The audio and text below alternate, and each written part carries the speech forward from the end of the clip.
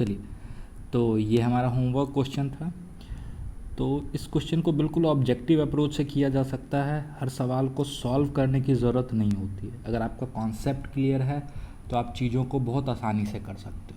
देखो क्या बोल रहा है, ध्यान से सुनना कि इस बॉल को डी हाइट से ड्रॉप किया गया। ठीक है, हम डायग्राम भी साथ में बनाते जाएंगे। It hits the ground and bounces up a vertical height d/2। मतलब टकराने के बाद ऑब्वियसली इसकी वेलोसिटी v नहीं रही। अगर v रहेगी तो ये फिर से d हाइट चला जाएगा, जो कि हो नहीं रहा।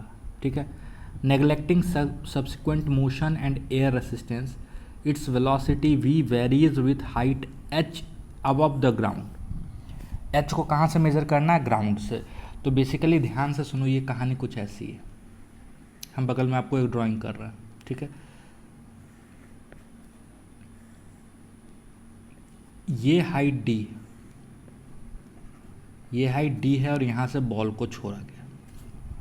ठीक है, तो आप लॉजिकली सोच सकते हो कि जैसे जैसे ये नीचे आ रहा होगा वैसे वैसे इसका रफ्तार बढ़ रहा होगा।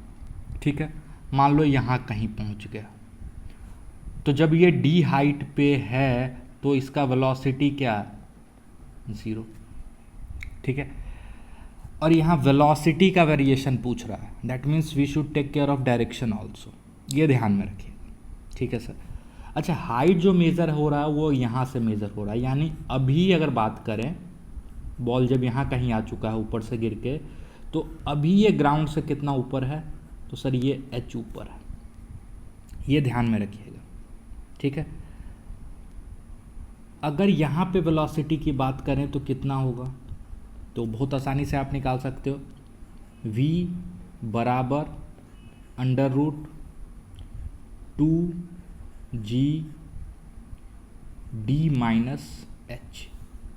d-h यही तो हाइट है जो ये गिरा है ना। यहाँ से आप देख सकते हो कि जो v का वेरिएशन है हाइट के साथ वो लीनियर तो नहीं है। ये लीनियर वेरिएशन तो नहीं है, मतलब ये तो गया है ना। ध्यान से देखो, v का वेरिएशन h के साथ लीनियर नहीं है, दैट मीन्स ये तो गया। कोई दिक्कत? अब मेरे पास 3 ऑप्शन बच रहा है, a, b और d। ऑप्शन बी को भी आप एलिमिनेट कर सकते हो। कैसे? ध्यान से सुनना। इसमें जब स्टार्ट हो रहा है तो हाइट d के बराबर है और उसके बाद हाइट घटते घटते घटते घटते कितना हो जा रहा है? 0। लेकिन इसमें अगर आप एरो के डायरेक्शन को देखो तो पहले देखो एरो इधर की तरफ जा रहा है ना। इसका मतलब पहले हाइट 0 है और बाद में हाइट d हो गया।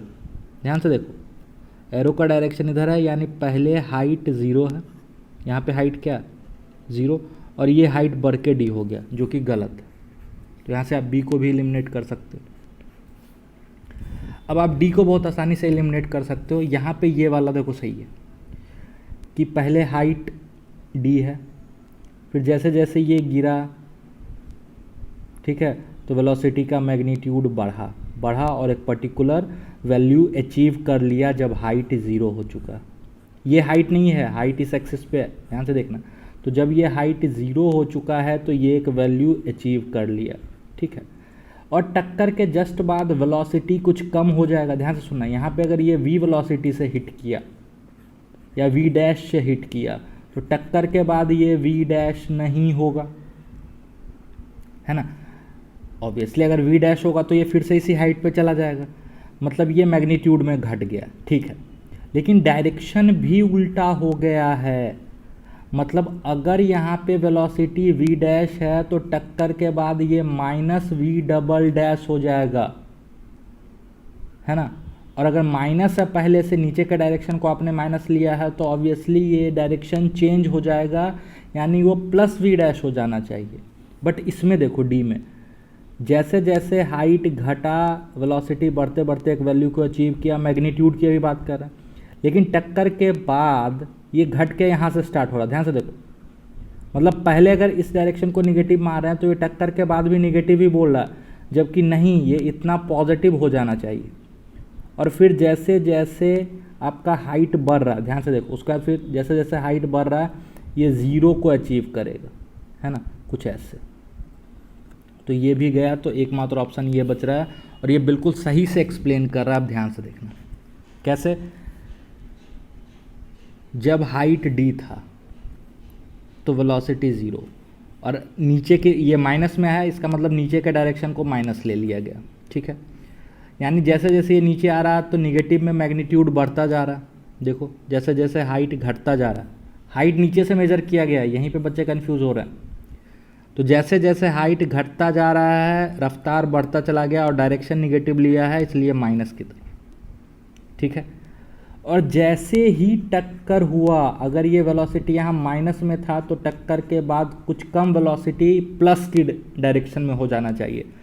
टक्कर हुआ वेलोसिटी प्लस में और कम, और इसके बाद देखो ध्यान से, इसका मैग्नीट्यूड घट रहा, देखो इसका मैग्नीट्यूड घट रहा, और ये किस h हाइट को अचीव कर पा रहा है क्या? d हाइट को अचीव कर रहा? नहीं, ये d/2 पे ही रुक जा रहा है। That's all. तो आई होप आपको समझ में आया हो। ये जेई का ऑब्जेक्टिव क्वेश्चन था, तो इसको बिल्कुल ऑब्जेक्टिव अप्रोच से किया जा सकता है ना। Thank you.